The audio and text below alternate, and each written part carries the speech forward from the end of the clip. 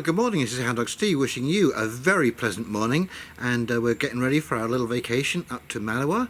And so the car is loaded, the dog is primed and prepped and ready to go, and so am I. And so I'll be taking a few shots on the way up there because it'll be interesting terrain. And first time I've taken a vacation, even though it's only 2 days, first time I've taken a vacation in I don't know how many years. So I am pretty excited, and I'm pretty pumped to see this community up in Mattawa and see how it's going up there. Now, do you think I've actually got enough stuff for just a couple of days? Yeah, I'm locked and loaded. Anyway, the splitter should be here today, and there'll be somebody here splitting wood, and I'll be stacking on Sunday when I get back home. I said I'm part of a community, and so there are 6 people monitoring this situation. So everything's nice and safe and sound and secure. Okay, so here we are on the road, and it is just always amazes me when I see these rock cuts and how difficult it must have been to put these roads in. If you're not blasting rocks, you're cutting trees or you're filling in swamps. And you can see actually all the blasting lines down the sides of these rock faces where they literally, well, you see what, there's one coming up right now, and this rock cut went right across the road. They had to blast that entire thing right out.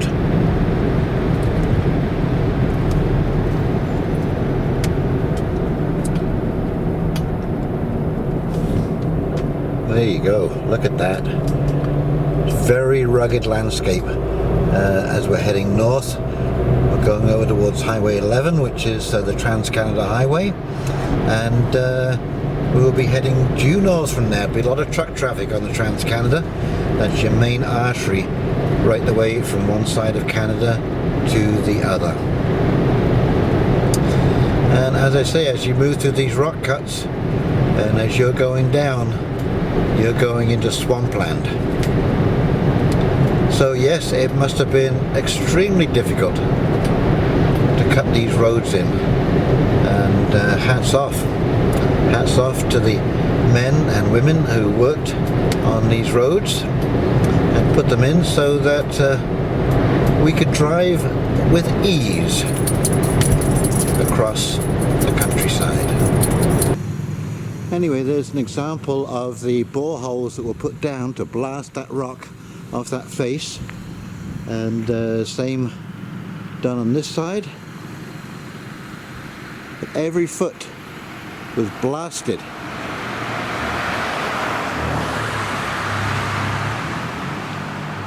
Unbelievable, the amount of work. And this went right across, remember. So you can imagine the tonnage that had to be dragged out of here to put this road in.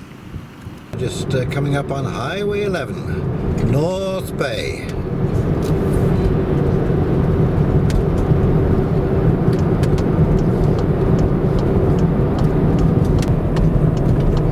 One of the things I've been noticing on my travels so far is that every business has a help wanted sign outside, and there are lots of toys on the side of the road for sale.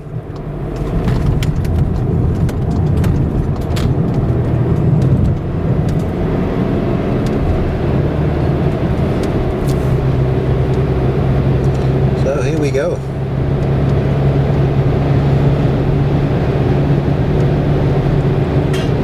This will be the longest part of the drive. Yeah, just coming into Huntsville.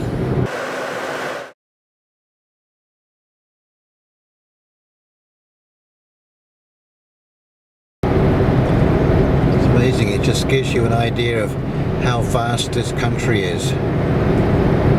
Land of lakes, rocks, rivers, trees.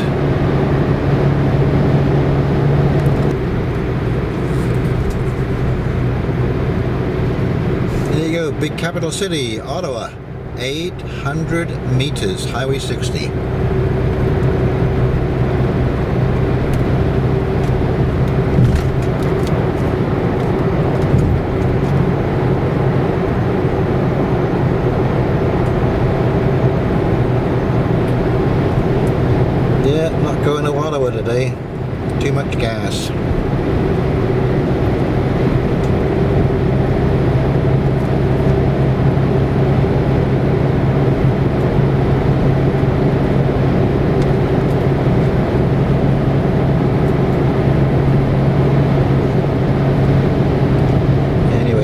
it's really starting to thin out now.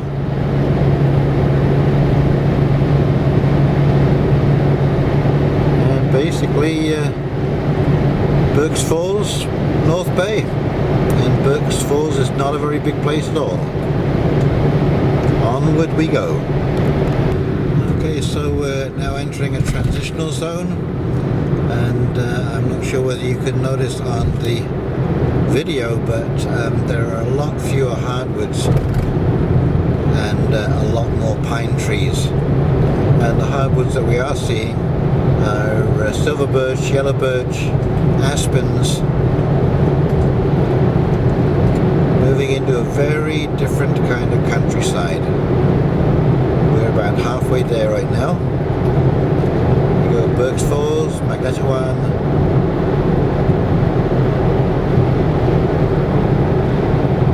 and you can see the traffic has really thinned out. And once we get a little further past Birch Falls, it'll thin out even further.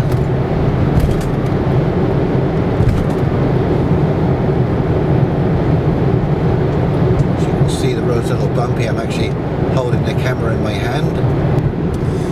Okay, so I don't know if the camera is picking it up, but if you look into the distance there is an incredible haze, and this is from the forest fires taking place in northern Ontario. You can't quite see them, see the smoke where I live, but up here you most certainly can, and you can smell sort of a vague hint of creosote and burnt wood in the air.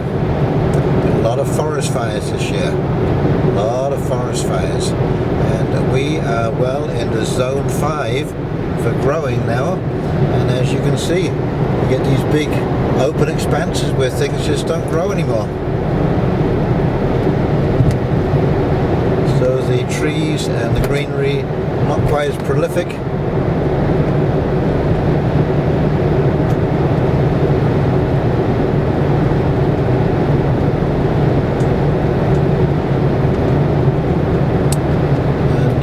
Up here it's interesting to notice that some of the trees are starting to turn a little bit.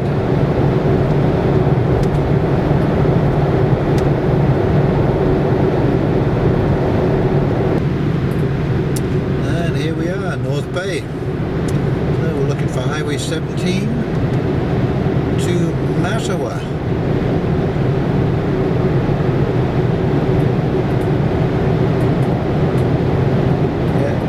Still incredibly light. Actually, I'm very surprised considering it's summertime and it's Friday. I thought there'd be more people travelling, but there you go.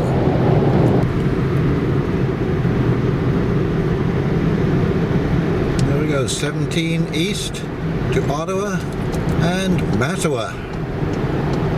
Doesn't say that, but it will.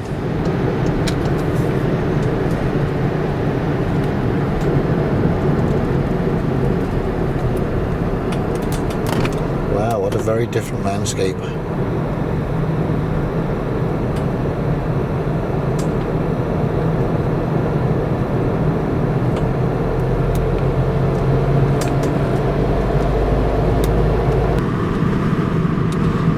here we are in Mattawa, and we're looking for the 533 at the roundabout.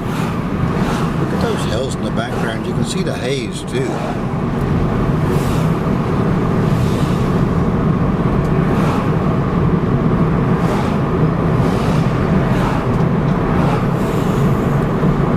There we go.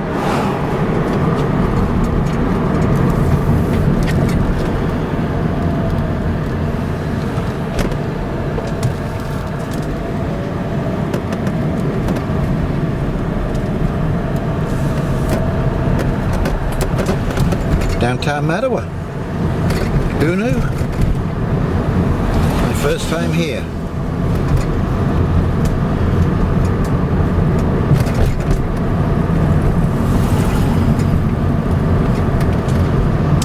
It's bouncing around a little bit. As I say, I'm holding this camera in my hand as we drive through the town.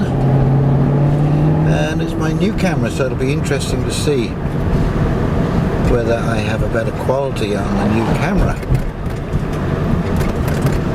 Over the bridge, a lot of these box girder bridges in northern Ontario, and there you go, there's the Mattawa River.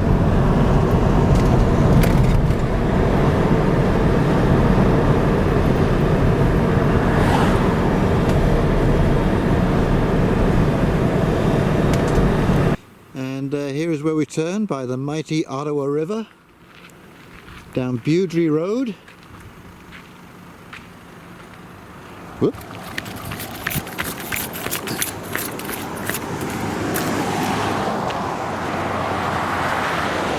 And there it is.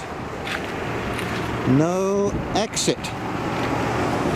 We let the adventure begin. And there she is, poor old Jazz. It's been a long trip and soon we'll be out.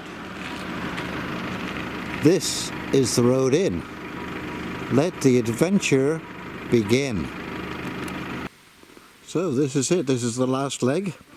You park here at the beginning of the Voyager multi-use trail system, and you can see by the map here we are at the very beginning, just under the smaller inset map of Mattawa, and you can see how the Ottawa River joins the Mattawa River. Two very large rivers indeed. And this system, of course, is absolutely huge, goes right through the Mattawa River Provincial Park, and so it promises to be a beautiful, beautiful area. Well, they said it was about a mile hike in, and it didn't take too long for that. Not too bad a road to descend into an ATV track. Anyway, the lake is just over there, you can't see it, but I've caught glimpses through the trees. Yeah, good luck with that. Look at that dog. Okay, so here we are. You can just see the lake through the trees there. Looks like it's about, I don't know, 20-yard walk through the bush to get to the lake. Anyway, this is only accessible by ATV. And it is a pretty rough road there. There is no way that you could drive down here unless you had a something that was lifted off the ground a little bit. And here is the entrance to the property. And there isn't a flat spot on the property as far as I can see. There's no doubt about it. For a survival situation, you're off the beaten track. There's nobody going to come calling here accidentally or in the middle of the night. However, it is very isolated, and I think probably my biggest concern would be, now I haven't looked around the whole property yet, but it seems pretty rocky. As you can see, we're climbing up here. Growing food. You really need to have raised beds in here somewhere, and it is so crowded with trees. I wouldn't be surprised to see that you haven't got enough light really to be able to grow anything substantial.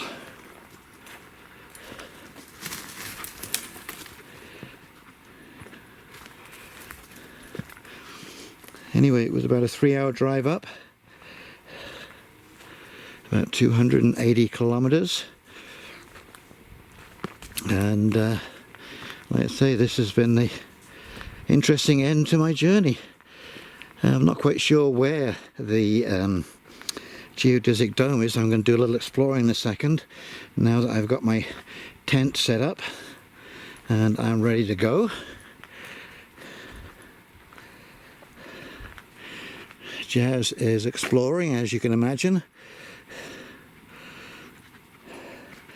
It's definitely bug central.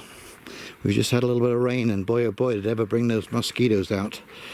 So there's a cabin on the property, a tent, gazebo, and that's where I set my tent up. I'll tell you what, there is the most unbelievable variety of mushrooms up here.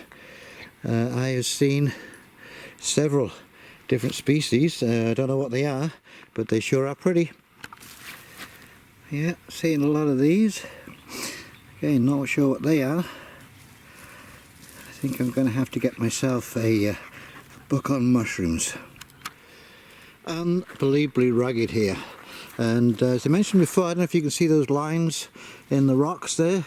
Those lines go directly due north and south, and they were made by the glaciers when they retreated, and they had rocks stuck to the underbed of that ice, and as it retreated it dragged those rocks across these bedrocks, and it left these lines. And so if ever you're lost in Canada, you look for some bedrock and see these lines, and you know right there's north and south. So here we are, we've been doing a little bit of scouting around, and first thing you always do when you get to a new place, well what I do anyway, is I reconnoiter. I go around and I scout out the place and I see what's going on, and Lee, the owner by the way, is gone to do laundry, and she's going to be gone for 2 or 3 hours. So now that I've set up my tent, I am walking around and exploring a little bit, and this would seem to be the main camp up here. Anyway, all I can say is Lee has got her work cut out for her. This is an unbelievably big project.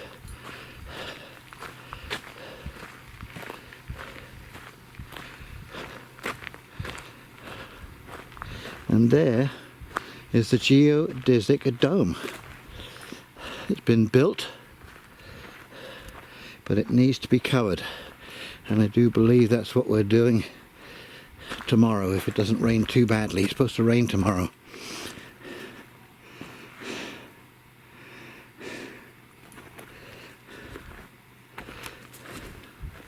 I'm not quite sure what they're going to do in this dome, whether it's going to be a living area or whether it's going to be a growing area.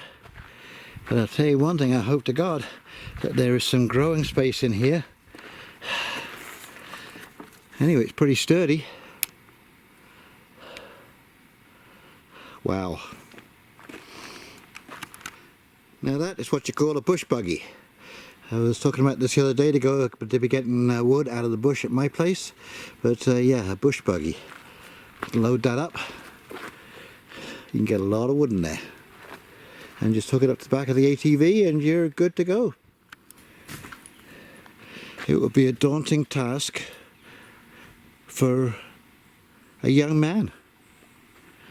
Lee is, at a guess, I would say mid-60s, same age as me, and yeah, this is a daunting task. Anyway, who am I to judge? Kudos to Lee for taking this on. I tell you, it takes some balls to come out here completely isolated. There is no well here, no outside source of water. Everything is brought in, the wood is all brought in. As you can see, the hardwoods are aspens, maples, silver maple or yellow maple. There is the odd maple tree, but it's pretty scrubby. Pretty scrubby. And the rest is pine, balsam, Scotch pine, white pine. Messages on trees, Desiderata 2. In whatever religion you have been taught, however you have been brought up, and however you have understood your teachers, on these levels you will understand and grasp this message. It is not enough that this message be believed, it is a message to be lived. The essence of universal religion is peace and truth with love and kindness to all the creatures of the earth. Well said. So here we are trying out the Minuteman rocket stove, little plug for the Minuteman company, and this is a great little rocket stove. This is the first time I've tried it, but it has a damper in here so you can get a better draw, and well, we're going to start cooking on that in a minute. I'm going to make myself a cup of tea.